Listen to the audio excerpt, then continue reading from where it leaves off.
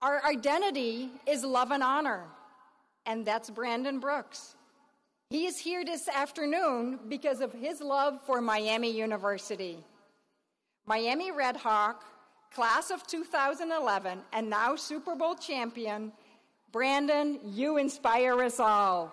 You show us how to set the bar high and achieve excellence.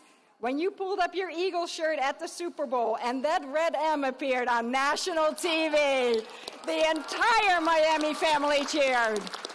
Class of 2018, families, friends, and guests, let's give a warm Miami and Redhawk welcome to your fellow Miami alumnus, our friend and newest Super Bowl champion, Brandon Brooks.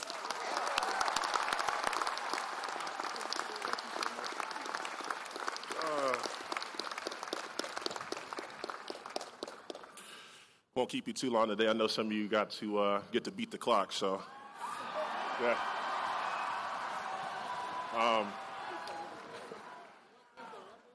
Let me. There we go. We can do this. Good. Appreciate that. Oh, here. Yeah, we're good. There we go. Thank you, Dr. Crawford, for the very kind introduction and warm welcome. I am honored and humbled to be here today. This university has meant a great deal to me. It helped mold me intellectually, socially, and morally. I am here today as a proud alum who continues to pursue his education towards my MBA and continues my lifelong quest for excellence and all my endeavors that was instilled and nurtured here at Miami. I also just happen to be an NFL Pro Bowler, a member of the 2018 Super Bowl champion Philadelphia Eagles, the team that wasn't supposed to win it. You like that? The story of the 2018 Philadelphia Eagles and our improbable march to victory on Super Bowl Sunday is a story of love and honor, perseverance, and unity, and a lesson for all you graduates who are forced to face an onslaught of naysayers who keep trying to stamp out your dreams. Dream big, I say. We did in Philadelphia. My dreams were nurtured by my family and made a reality here at Miami. My goal and my family's dream was for me to graduate with a degree from this prestigious academic institution. Anything else after that was just gravy. Oh.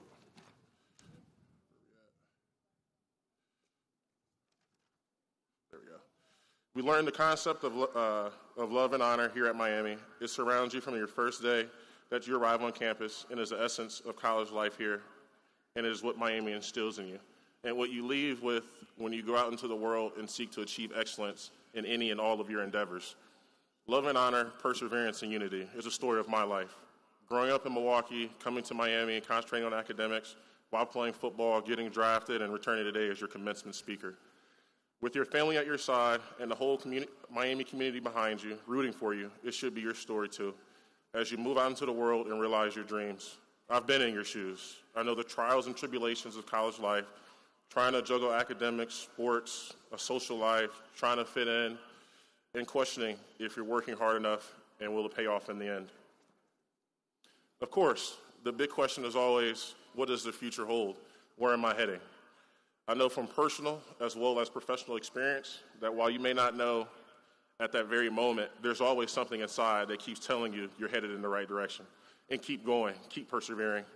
On this journey, you must love yourselves and those on the journey who are with you, and seek unity among friend and foe alike, especially during these difficult times of division and strife within our nation. Far too often, racially insensitive instances go unnoticed. Unfortunately, it's a part of, the American society today. Recently, there were two, blatantly offensive racial incidents that were so egregious that students here at this university stood up and protested. I applaud those who had the courage to take a stand against hatred and intolerance. Your cries of protest were not unheard. They were heard loud and clear.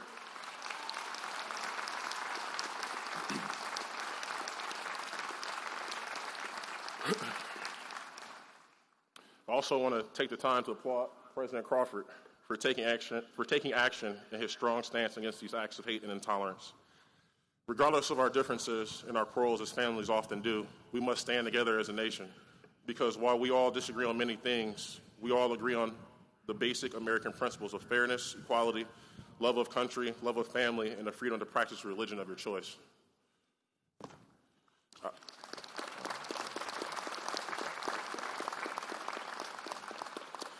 I was raised and surrounded by love. I was taught to honor those around me who nurtured and cared for me. I was taught to honor myself by being proud of who I am and being the best I could be and make others proud of me. I took being the best very seriously, too seriously, in fact. I demanded excellence of myself. I demanded perfection, no mistakes, no screw-ups. I wanted to epitomize perfection. I did not want to make mistakes until I did. And when that happens, or when that did happen, rather, the world wasn't a good place for me. I had a secret. I needed help. I grew up thinking, you had to man up, you had to suck it up, as they say. Boy, did I learn the hard way. I don't know how many of you know, but, I have an anxiety disorder. I demanded perfection of myself, and when I failed, when I'm not that superhuman I'm supposed to be, my body and my mind turn on me, where I get tremendously ill for hours and can't play the sport I love. I missed 5 NFL games over my career because I couldn't handle not being perfect. I came to a crossroads where I had to make a decision. I would either cave under the pressure or get help, persevere, and rise to the occasion. I choose the latter because there are no diamonds without pressure.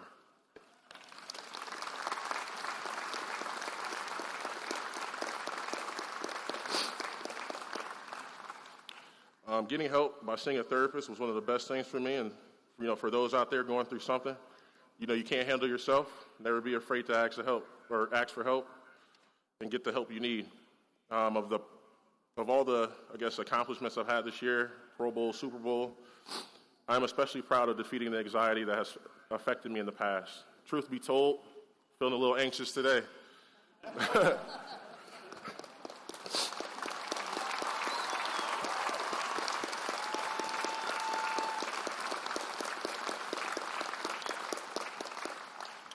But I've learned through therapy to not worry or care about making a mistake. Why? Because the best thing about life is it goes on. How many times have you thought the worst situation, and how often has that worst scenario ever came to fruition? Rarely. We are all allowed to make mistakes, to be imperfect, to be human. Learn that now. Listen to someone who knows. Learn from your mistakes, keep pushing, trust yourself, and trust the process. Let me fill you in on one of my secrets. It's called the law of averages. Let me explain. Say you're an 8 out of 10 player. Some days you'll be 10 out of 10, but damn it, some days you'll be 6 out of 10. I strive to be, a consistent 10 out of 10, but you also have to come to grips that no one is perfect, and some days you're going to be off. We all have those days. There have been many doubters in my life, those who dismissed me athletically or questioned my commitment to academics, not thinking one day I could pursue my MBA while also playing. That there is one person who never doubted me, never wavered on any front. She inspired me, encouraged me, nurtured me, motivated me, and drove me all over the place. And regardless of any athletic abilities I had or didn't have, my education was my mother's priority. I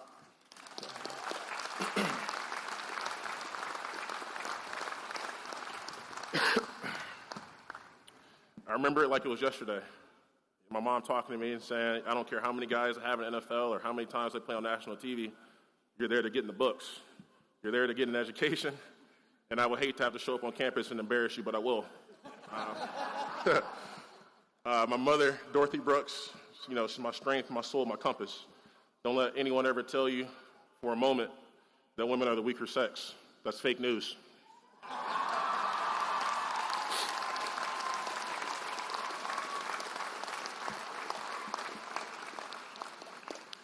I would also like to ask all the parents, guardians, and loved ones who pushed, prodded, paid for whatever else it took to get all these graduates here today, to please stand along with my mother, father, and stepmother to be recognized for all your love and honor and your own perseverance and family unity.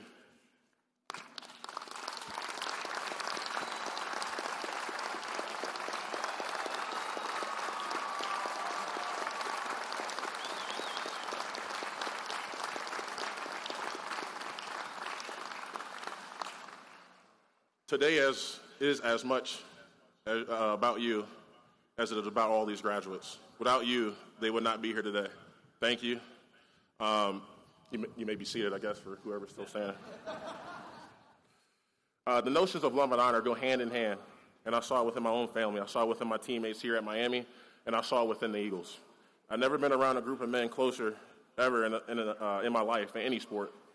We care about each other. We stand up for each other, back each other on and off the field, pick each other up when we fall and when we fail. Regardless of race, religion, background, we are a blood family. In good times and bad, we are blood brothers. After we won the Super Bowl, the people of Philadelphia gave us a huge parade, Philly style. We ended the parade at the top of the Rocky Steps with the iconic Philadelphia Museum of Art behind us, where each of us said a few words looking out on the masses of people who came to the celebration, the true meaning of persevering year after year until finally success.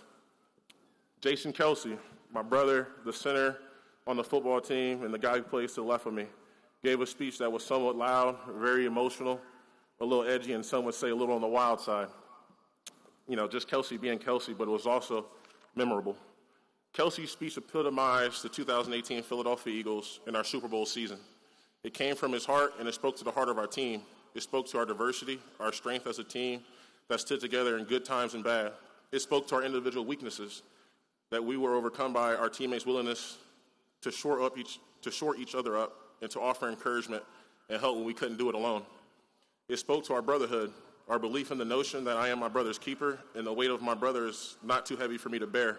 The 2018 Philadelphia Eagles were a constant barrage of negativity from doubters, naysayers, game after game, but we trusted in ourselves and each other.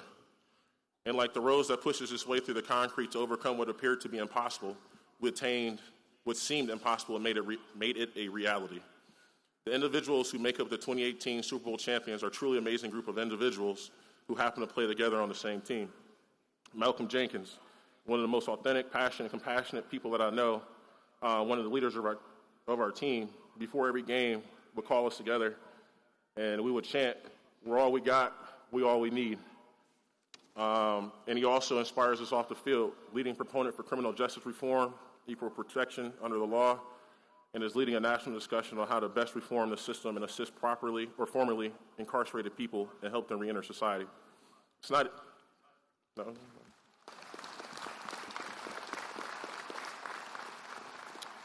It is not easy speaking up about social injustice and inequality in America, but you must. We all must. It takes courage because there can be consequences. Miami taught us all the meaning of love and honor, and you are now all a part of that tradition and are called to abide by it. Whether you agree or disagree with Colin Kaepernick's opinions and actions, he cares deeply about America and loves our country as much as any of us. But he's paying the price for his love of America and expressing his beliefs. Chris Long, the son of an NFL Hall of Famer, Howie Long, a white son of privilege and affluence, another NFL Pro Bowler, didn't have to wrap his arm around Malcolm Jenkins when Malcolm raised his fist during the playing of our national anthem to protest racial inequality in America. Afterwards, Chris came to me, and, I kind of asked him, why'd you feel that, you needed to do that? And he said, I think it's a good time for people that look like me to be here for people that are fighting for equality look like you.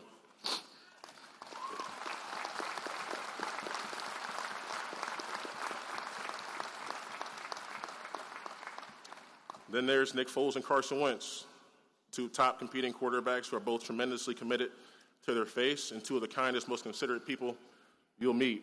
It was my job to make them both look good. One is a former starter, still in his prime, who game after game stood on the sidelines giving Carson constant encouragement, only to have roles reversed late in the season when Carson was sidelined with an injury and Nick took over. I'll never forget the image of those two standing together, holding up the Lombardi Trophy the night we won the Super Bowl. That's love, that's honor, that's perseverance, and that's unity.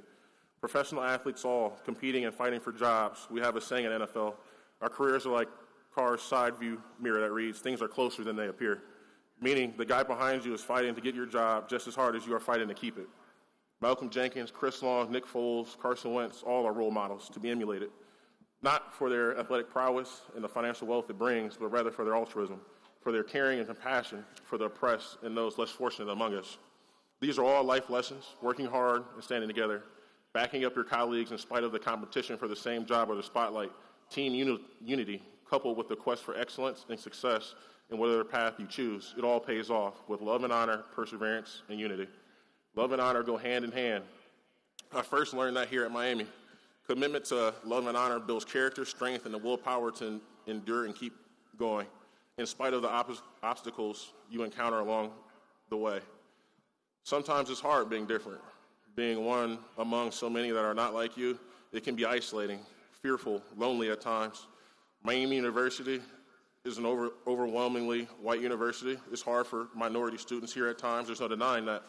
Most people don't realize all any of us really want, regardless of color or skin, is to be accepted for who we are, to be appreciated and recognized for our character and our journeys to this place. We all have different paths, some easier than others, whether you're a newcomer to America, a person of color, or a woman in a male power-dominated world, or if you're disabled, LGBTQ, we're always struggling to be accepted and to be recognized as an equal and treated as a contributing member of society. Acceptance, real or perceived, wasn't easy at first for me at Miami, but one man went out his way to ease my early journey here. Unfortunately, he's not here today, but a lot of student athletes know him, James Carsey. Didn't matter if you were first stringer, walk-on, hurt, healthy, freshman, senior, black, white, Hispanic, big or small, man or woman, Coach Carsey was there to help. He was tough on you, very tough. But as much as James loved Miami and his job, he was known for helping and giving advice to so many athletes in all sports. He had a heart of gold, and that will never be forgotten. He was always there for me and others with a kind word, back then or even now. A great man with a great soul, someone will try to emulate every day by treating others the way he treated me, teaching me through his actions a clear demonstration of the meaning of love and honor. Thank you, Coach Carsey. Perseverance.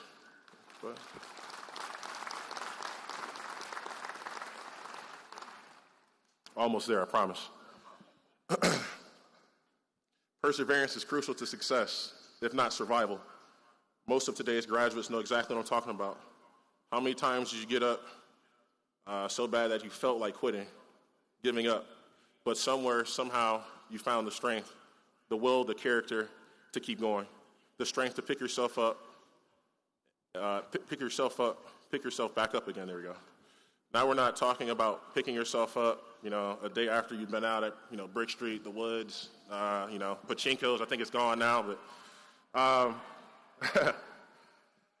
I've learned perseverance from my family, but it has embraced and enhanced here at Miami.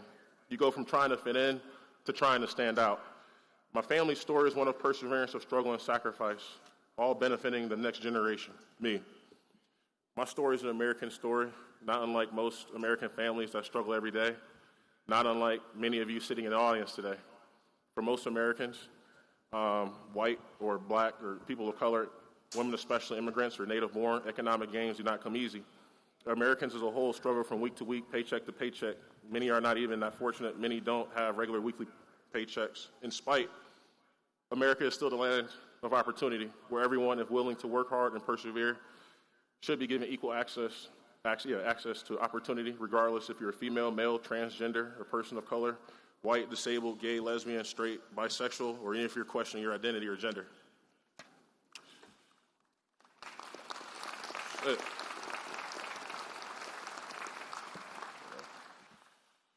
Access to equal opportunity is a basic American right, and embracing it and nurturing it is what will make America greater than we already are.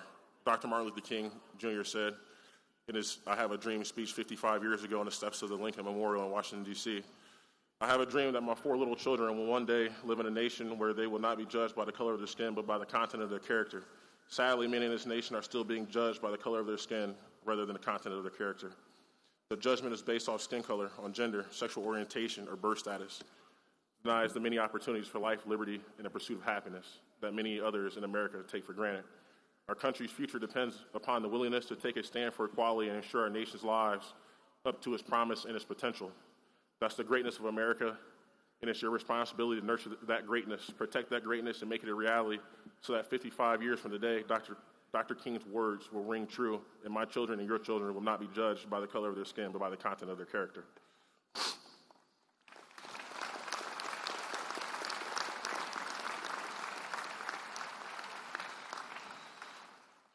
All of you, graduates as well as family members and those who are in positions of power and influence, must demand equal opportunity and look out for and help those less fortunate among us, because that too is a basic American value. A few years back, I remember overhearing people whisper, "We'll never survive Obama." We did. Now I hear people yelling, "We'll never survive Donald Trump." We will. This is America, and we are the greatest nation in the world. Our diversity and our differences of opinion, style, culture, attitude, and whatever else stirs us up and makes this crazy democracy work as a nation is our greatest strength. So relax. We're not perfect. We make mistakes. We'll be okay. You'll be okay. Just love and honor your neighbor and those closest to you. Persevere, work hard, and keep fighting for what you believe in. And remember, we're all in this together, and we're all trying our best to do what we think is right, because we all love America and Miami University. So with that being said, congratulations, class of 2018. Love and honor. God bless, and go Birds.